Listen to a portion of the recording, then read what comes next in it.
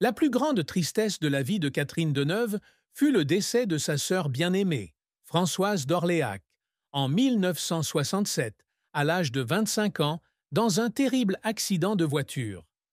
Françoise, actrice talentueuse en pleine ascension, n'est pas seulement la sœur de Deneuve, mais aussi son amie la plus proche, avec qui elle partage toutes ses joies, ses peines et ses rêves. Tous deux ont grandi dans une famille d'artistes, avec leur mère Renée Simoneau, comédienne de théâtre, et leur père Maurice d'Orléac, comédien et directeur de voix. Ils sont entrés ensemble dans le monde du cinéma, discutant souvent de rôles et d'ambitions pour conquérir le grand écran. Françoise, avec sa personnalité pétillante et son sourire radieux, fut une grande inspiration pour Deneuve, qui se décrivait souvent comme plus timide que sa sœur.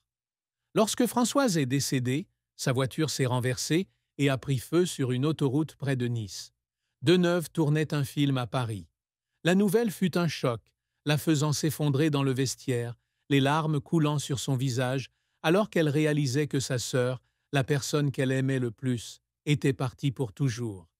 Elle a dit qu'elle était restée assise tranquillement dans son appartement pendant des jours, serrant dans ses bras le châle de Françoise et pleurant, se sentant comme si une partie de son âme lui avait été arrachée. La douleur de perdre sa sœur n'était pas seulement une perte personnelle, mais elle a également changé la façon dont Deneuve percevait la vie et l'art. Elle est devenue plus introvertie, partageant moins sur sa vie personnelle et a commencé à rechercher des rôles avec une profondeur émotionnelle pour faire face à sa douleur. Elle se rendait souvent sur la tombe de sa sœur, apportant des marguerites, la fleur préférée de Françoise, et lui murmurait des histoires sur les nouveaux films, les récompenses et les jours où elle se sentait faible. Cette tristesse, bien qu'adoucie avec le temps, reste une partie indissociable d'elle-même, une cicatrice persistante qui lui rappelle la fragilité de la vie et la force de la famille. Cela la motivait aussi à vivre une vie pleine de sens, comme pour poursuivre les rêves que Françoise n'avait pas encore réalisés.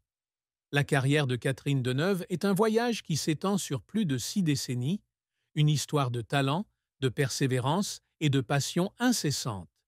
Née dans une famille d'artistes, elle grandit dans le monde du théâtre et du cinéma, auprès de sa mère Renée Simoneau, célèbre comédienne de théâtre, et de son père Maurice d'Orléac, comédien de doublage. Dès son plus jeune âge, elle manifeste une sensibilité pour les arts, mais c'est sa sœur aînée Françoise qui l'encourage à s'essayer au théâtre. Son premier rôle fut un petit rôle dans Les Collégiennes, 1957, à l'âge de 13 ans, alors qu'elle était encore une adolescente timide, adoptant le nom de Seine Deneuve, du nom de famille de sa mère, pour se distinguer de sa sœur aînée. Les premières années de sa carrière ne furent pas faciles, avec de nombreux seconds rôles dans des films peu remarqués, ce qui la fit douter de sa véritable aptitude au métier d'actrice. Sa percée survient en 1964 avec Les Parapluies de Cherbourg de Jacques Demy, une comédie musicale haute en couleurs qui lui apporte une renommée internationale à l'âge de 20 ans. Son rôle de Geneviève, une jeune femme amoureuse mais déchirée par la guerre, met en valeur non seulement sa beauté exquise, mais aussi son talent d'actrice émotionnelle. Le film remporte la Palme d'Or au Festival de Cannes et est nominé aux Oscars, faisant de Deneuve une nouvelle star du cinéma français. Le succès suit avec Répulsion, 1965, de Roman Polanski, où elle incarne une jeune femme mentalement perturbée, un rôle qui exige une immersion profonde et l'aide à affirmer son talent au-delà de sa beauté physique. Les années 1960 et 1070 furent l'âge d'or de Deneuve, avec une série de rôles classiques. Dans Belle de jour, 1967, de Louise Buñuel, elle incarne Séverine, une femme qui mène deux vies, celle d'une dame élégante et celle d'une prostituée secrète, ce qui lui vaut une large reconnaissance critique. Le film est devenu une œuvre d'art emblématique, consolidant sa position comme l'une des plus grandes actrices d'Europe. D'autres rôles, comme dans La sirène du Mississippi, 1969, de François Truffaut, Tristana, 1970, de Buñuel, et Le dernier métro, 1980, de Truffaut, ont continué à démontrer sa polyvalence et sa profondeur, des personnages romantiques aux femmes fortes et complexes. Elle a également conquis le public international avec des films tels que The Hunger, 1983, avec David Bowie, Indochine, 1992, qui lui a valu une nomination à l'Oscar de la meilleure actrice, et Dancer in the Dark, 2000, de Lars von Trier. Son rôle d'Eliane dans Indochine, une femme qui gère une plantation de caoutchouc au Vietnam français, est l'un de ses plus mémorables, dépeignant la résilience et la douleur d'une mère dans un contexte historique tumultueux. Le film a remporté l'Oscar du meilleur film en langue étrangère et Deneuve a été honorée du César de la meilleure actrice. Un autre moment qui l'a fait pleurer, c'était en 1980, lors du tournage du dernier Métro. Le rôle de Marion Steiner, une actrice qui dirige un théâtre pendant l'occupation allemande, lui a demandé de représenter à la fois la force et la douleur intérieure. Lors d'une scène où son personnage était confronté à la trahison, elle a pleuré pour de vrai sur le plateau, non seulement à cause du rôle, mais aussi parce que la douleur personnelle causée par la mort de sa sœur la hantait encore. Le réalisateur François Truffaut a déclaré plus tard que c'était le moment le plus honnête du film, et la scène lui a valu un deuxième César. Ses efforts inlassables ont également été reconnus par des prix prestigieux. Outre ces deux Césars, elle reçoit le Lifetime Achievement Award au Festival de Venise en 1998 et la Palme d'Or d'honneur à Cannes en 2005. En 2008, elle est nommée vice-présidente du Festival de Cannes, un honneur rare pour une actrice. Elle raconte que lorsqu'elle a reçu le prix de Venise, elle a pleuré sur scène, pensant à Françoise et à sa mère, ayant l'impression qu'elles étaient là, partageant sa joie. La fin de vie de Catherine Deneuve fut triste lorsqu'elle s'éloigna de son père, Maurice d'Orléac, avant sa mort en 1979.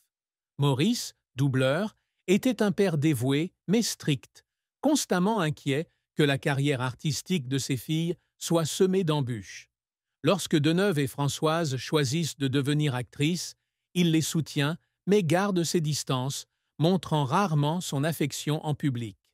Après la mort de Françoise, les relations de Deneuve avec son père sont devenues tendues, car il était consumé par le chagrin et parlait peu de la perte de la famille. Lorsque Maurice décède d'un cancer du poumon, Deneuve tourne à l'étranger et n'est pas revenue à temps pour lui dire au revoir. Elle a déclaré qu'elle était assise seule dans sa chambre d'hôtel, regardant des photos de famille et pleurant, regrettant des conversations jamais eues et des moments non partagés. Cette séparation laissa une tristesse persistante, une blessure qu'elle porta avec elle toute sa vie. En amour, Catherine Deneuve est une romantique, mais traverse aussi de nombreux hauts et bas. Elle n'a été mariée qu'une seule fois, avec le photographe britannique David Bailey, de 1965 à 1972.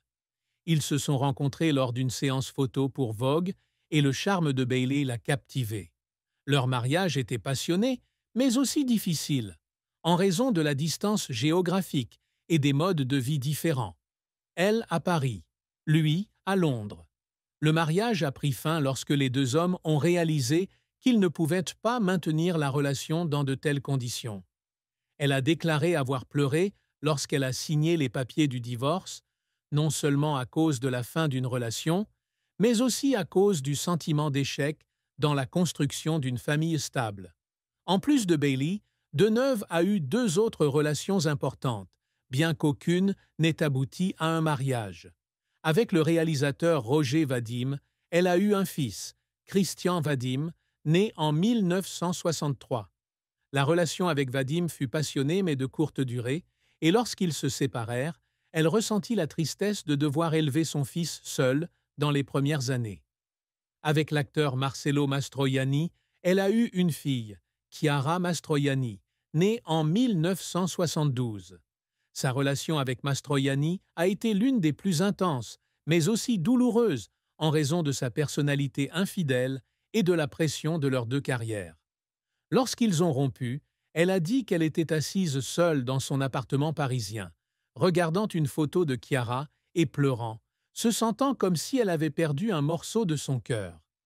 Bien qu'elle ne se soit jamais remariée, Deneuve a trouvé la paix en étant mère et grand-mère. Elle est proche de ses enfants, Christian et Chiara, ainsi que de ses petits-enfants, Anna Biolay, Milo Torreton et Igor Vadim. Elle a cependant admis que son emploi du temps chargé lui faisait manquer de nombreux moments importants dans la vie de ses enfants, ce qu'elle regrette. Elle raconte avoir pleuré un jour en regardant une représentation de Chiara sur scène, réalisant qu'elle n'avait pas été présente autant qu'elle l'aurait souhaité durant les premières années de sa fille. Une autre fin triste dans la vie de Catherine Deneuve a été sa décision de se retirer du métier d'actrice en 2019, après avoir subi un léger accident vasculaire cérébral lors du tournage De son vivant d'Emmanuel Berco. Bien qu'elle se soit rétablie rapidement, l'événement l'a obligée à affronter son âge et sa santé fragile. Elle a déclaré qu'elle choisirait des rôles plus petits, se concentrant sur la famille et les projets personnels. Cette décision lui semblait creuse, car le métier d'actrice faisait partie intégrante de sa vie